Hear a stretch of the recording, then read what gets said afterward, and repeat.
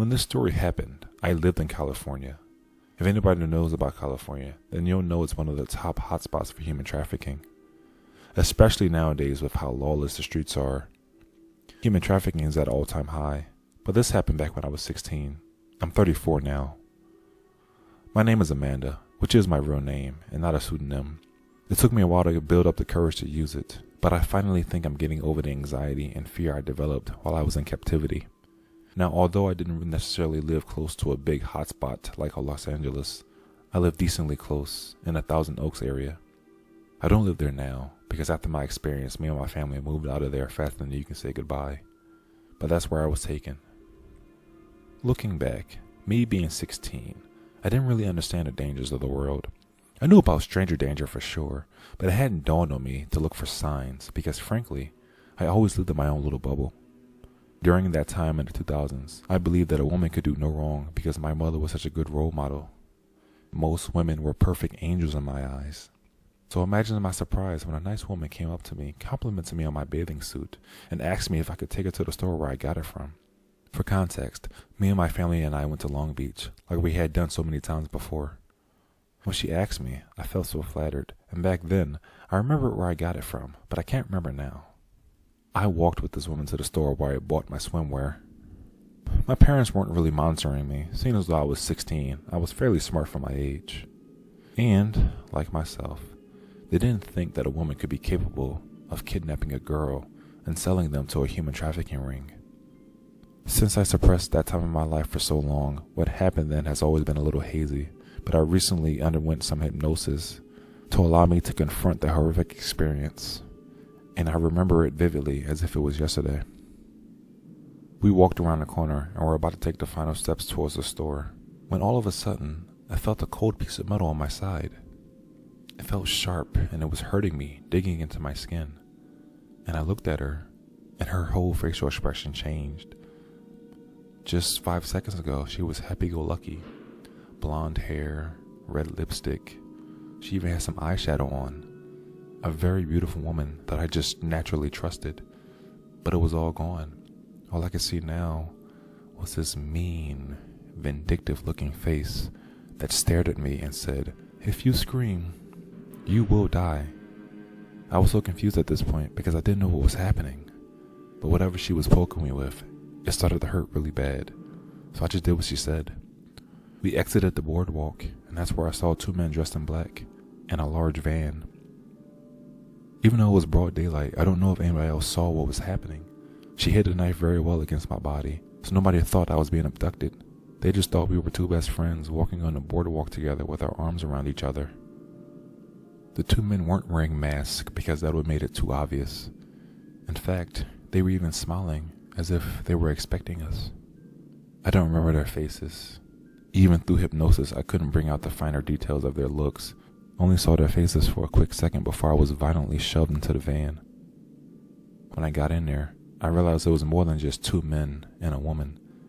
In fact, it was 4 men, and there was another girl in there, but I don't think she was with them. I think she was a victim, like I was.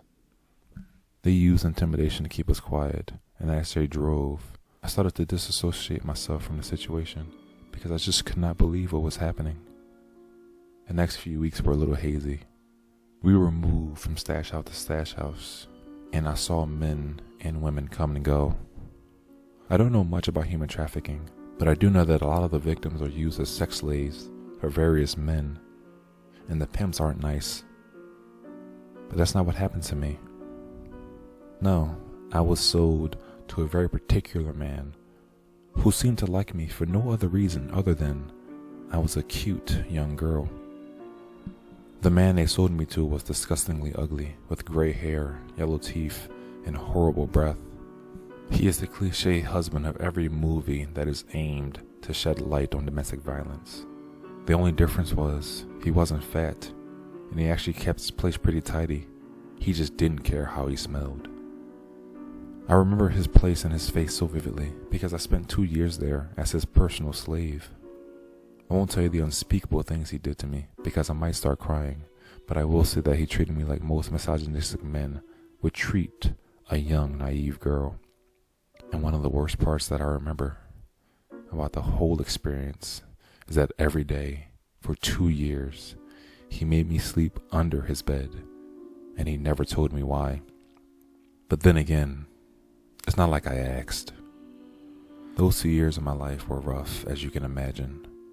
There was a ray of sunshine 3 months in, as I saw my face on the news, and it gave me hope that someone was looking for me, and maybe one day my parents will actually find me. But I never expected them to, because to be honest, I didn't even know where I was.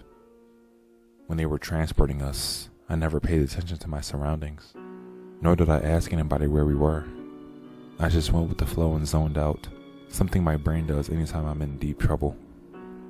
After about a year of being there, I thought I was going to be there for my entire life, whether I died of natural causes or he killed me. But 2 years in, I guess I had earned enough trust to be left by myself for long periods of time. Or maybe he just thought he broke me enough to where I wouldn't try to run. I did stop fighting him about 2 months after I was sold to him, because I basically just gave up. So in his eyes, for 22 months, I've been a good girl, which earned me some freedom. After so long, I didn't really think about running away because I didn't know where I was going to go. I assumed everybody thought I was dead and moved on with their lives, completely forgetting about me. So this man was all that I had left. But one fateful day, I saw an opportunity and I seized it. We never got visitors, mainly because he lived in the middle of nowhere. But on this beautiful April day, a couple came to our door asking for help because their car was overheating. Papa, that's what he told me to call him, went to the store to get groceries. Usually he would chain me to the bed so I couldn't go anywhere, but like I said, guess he just thought I wouldn't run away. So this day he didn't chain me, and I was free to move around. Now I knew absolutely nothing about cars, but I did know that there was a car repair shop in town, and town was only 5 miles away. And I told him that much. But as they were walking away, the part of my brain that I had suppressed for the past year or so suddenly came out of nowhere and spoke up in a loud, clear voice.